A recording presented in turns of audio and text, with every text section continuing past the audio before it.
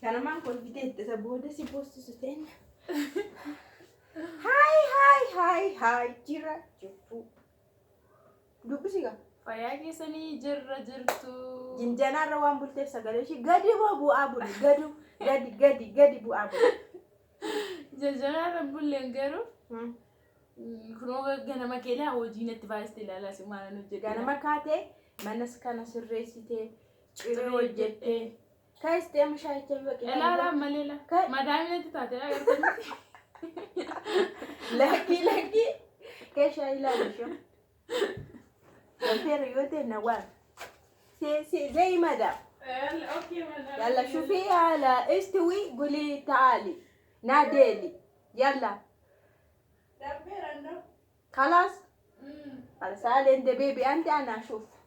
انا اخلص. تعال. شوفي بيبي.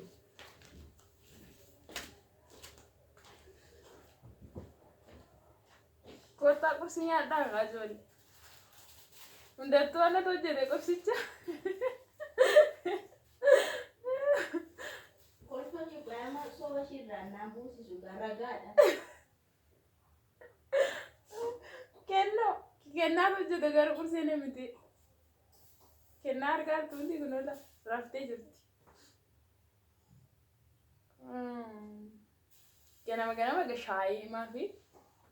Kursi matu nyaata maachitti illee jechuudha. Hangaruu kursi inni Itoophiyaa fi nachi tokko maachitti nuni kana misaa nyaanna mitiire maankorooni jechuudha. Asitti immoo kursi isaan nyaatama. Achitti fuulii faan nyaatama. Kana achi baaqelaa, hammoos. Nana irraan fadhe maqaa isaa baay'ee isaa immoo kana kanatu nyaatama.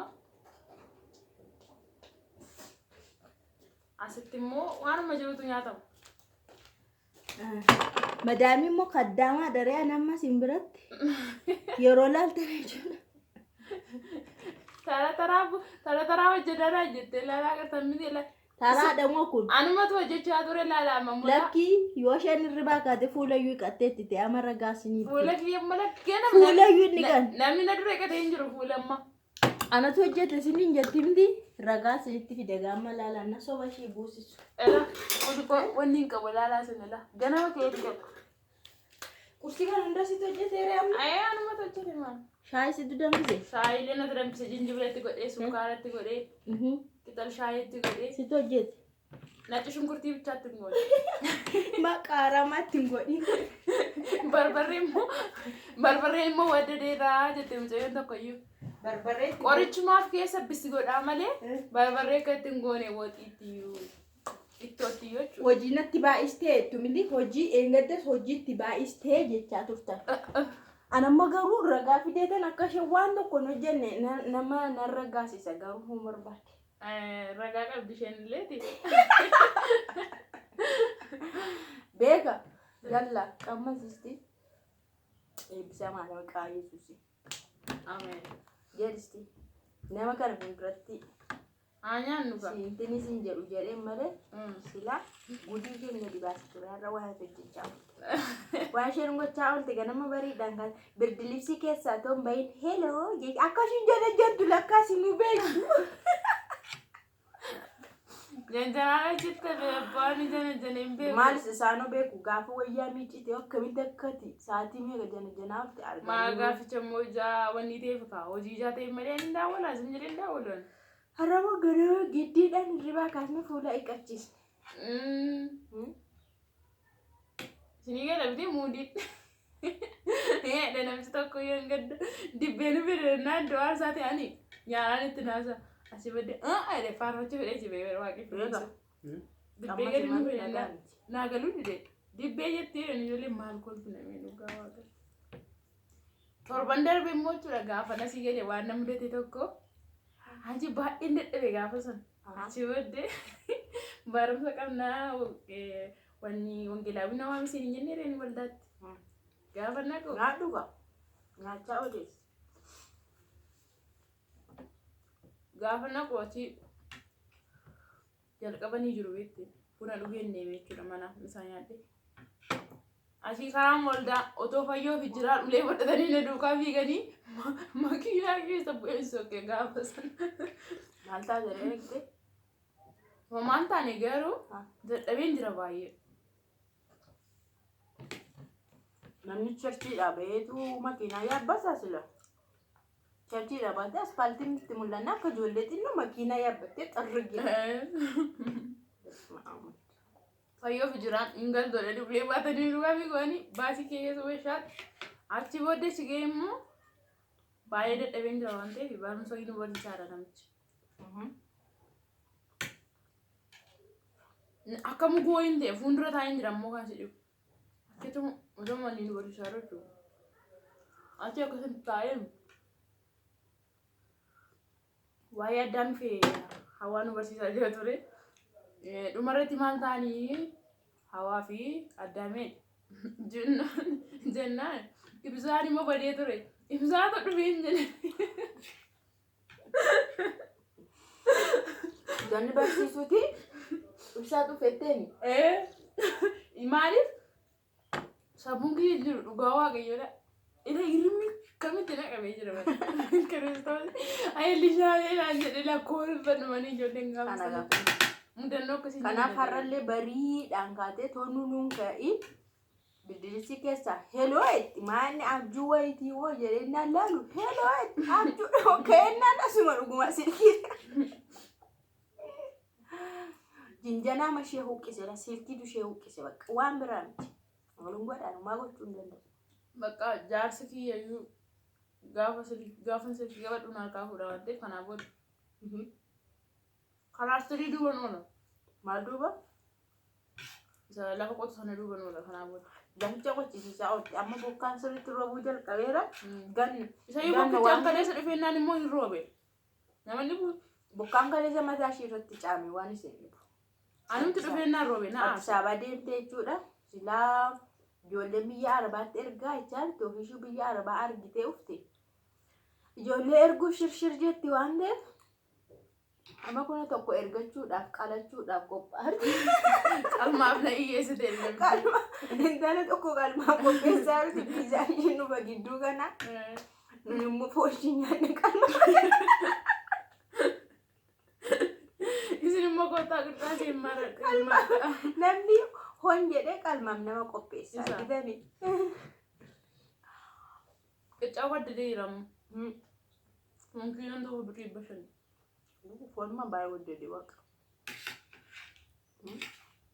Kun amma achitti fooniin hojjetamanti. Asuma foon jiru faa. Yoo naan tokko as keessa mankoroonii foon hin qabne nyaattu yookaan achi immoo dooroo hin qabne nama jechuu danda'u. Kanaafuu hin jiru. Inni akka biyya sanaa hin jiru biyya kanaa. Nus kafeen hin jiru. Aannan hin jiru. Haalib libaan mafii. Kushi maafi. Fi bas gaali kushi. Gaali wadda. Wajjiidha hundi isaa ifu. Beekatti hin jidduure maani. Lafa abbaa keenyaa tokko gurgurre hin jiru annu akkasitti immoo tokko achitti jiraannan. Achi maa isi. Waan hunduu rakiis muujood. Tola ishee. As kun bishaan keenya irratti dhugannaa bulluqa danfisnee jechuudha. Achitti sinunna bulluqoomaa. Garuu bulluqa maatitti. Nas kaaffee nuuf fidaa kottaa fi wadda dheeramnu gaara been fidee dheeraa kan ture beeruti. Kishikima isaa. Nus kaaffeen tokko isa iyyuu isaa xiraatii hin qabne isaa tokko isa birrii torbamoo 8dha. Achi firee tokko jechuudha. achi iyyuu huddiidha nammoo. Achi iyyuu waan ta'e baay'ee huddiidha nus. Wadda dee jiramu akka durii. Isa umma isaa tokkoffaa isaa miti gaa. Sadarkaa qaba. Nyaata yeroo darbee dhuddeemma sadarkaa lammaffaadha. Tokkoffaa ni jira. Asummaan jiru. Lammaffaa saadhaan.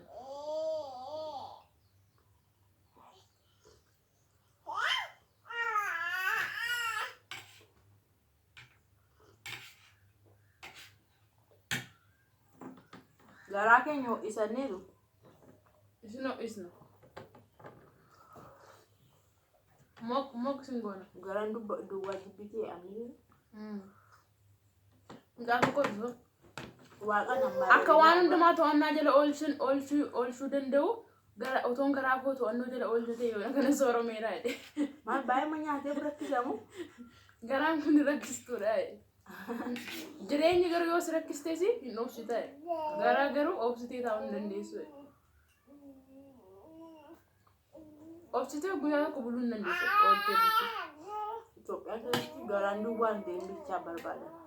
Maaliif kan hagabuu oolu baay'ee jira waan ta'eef. Mucaa tokkotu osoo hanqaaquu biteetu bishaanitti dabalee qofa hojjeteedhaan. Maaliif bishaanitti dabaltee hojjetaa? Hanqaaquun xisiisa ta'etu hojjetama. Namaan bakka tokko dhaqanii bishaanitti dabalamu. Inni bishaanitti dabalamne si jedheedhaan. Gumaadha bara. Bakka tokko dhaqanii.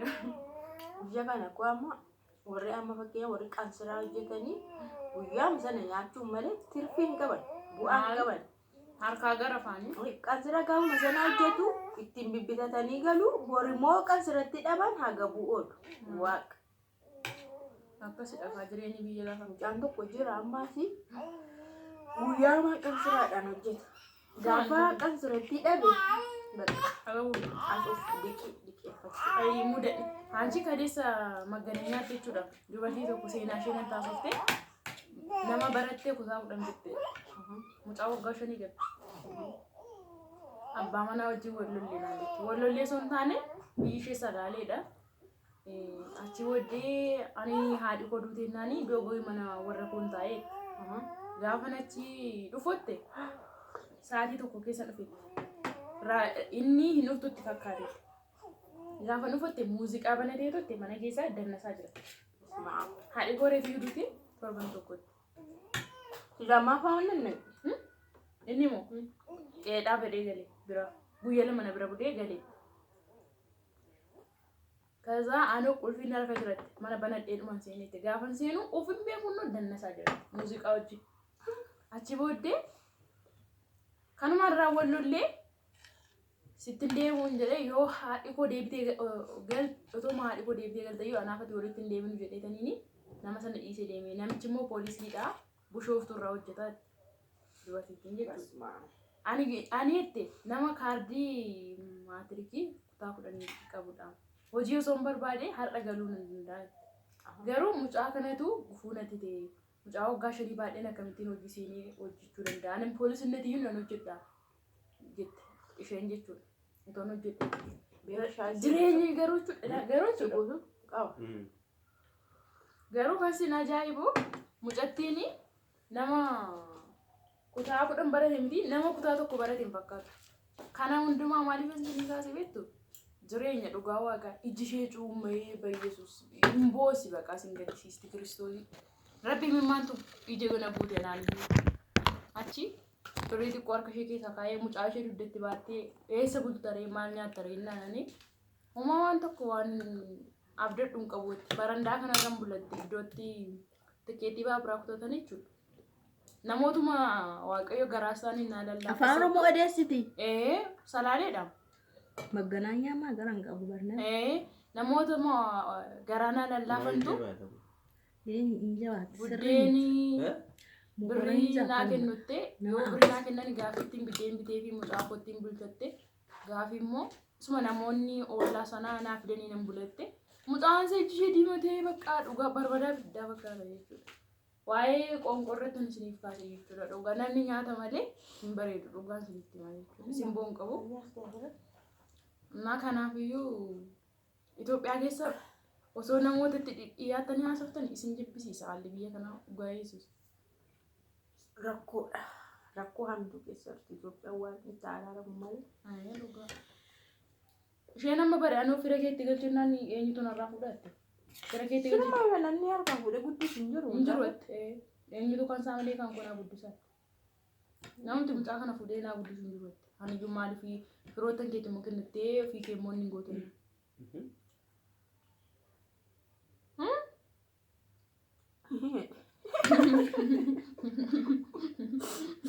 Maal bala? Musiibaadha.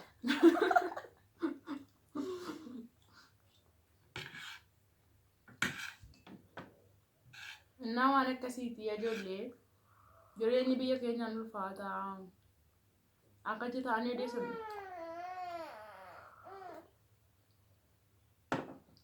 waan tokko dubbattee natti godhamee irra saasan si dhaamii si ajjeefama maneedhaa seentaa. Waa'ee nyaataa dhugaatii dubbachuu sodaanneedha. Dhugaa rabbii. Amma mucattiin tokko ollaa keenyaan ji mana namaa hojjetti. Mucaa waggaa 12 13 jetti. Hirru kuttee dubartittiin jedhan. Gaafa rukuttu mucayyoon fiiddee badde. Achi namoonni ollaa immoo dhimma dubartootaa geessan. Kunillee seeradha iyyuu diga. Garuu dhimma dubartootaa gaafa geessanii isheen immoo jechuudha kun qe'ee ishee dhiistee baddi kaadhimatti. Qabeenya akkamii qabu seetan dhugaa waaqa. Qabeenya akkamii qabu miti achi qabeenya sana dhiisanii hundi isaanii Finfinneetti galanii poolisiin immoo hordofee qabee abbaan manaa ishee immoo anatu wabii darbee bakka ishee hidhama malee haadhi manaa koo daa'ima hoosistuun hidhamtuudha. Ofiisaa hidhamee waggaaf jajaatti wassanamee na waan akkasii jira biyya keenya keessa. Seerris jira jedhu garuu immoo yeroo ammaa kanatti isa yakkirra isa yakkileetu hidhamu. An garuu waan akkasiin fudhadha kokkotti. Inni hundi yakki maaf hin hidhamu. Dhugaa waaqa. Kana fakkaata gaa viidiyoon keenya har'aa jechuudha. Haa nyaannu immoo isinii jechaa Ciree isheen hojjettedha. Mi'aawu. Isheetu hojjete. Ilaama immoo isheetu hojjete. Dubbiin akkamitti akka harkaa bahu. Mi'aawu jennaan isheetu hojjete. Nadhaannaan isheetu hojjete. Suma immoo masammasti. Anatu hojjete.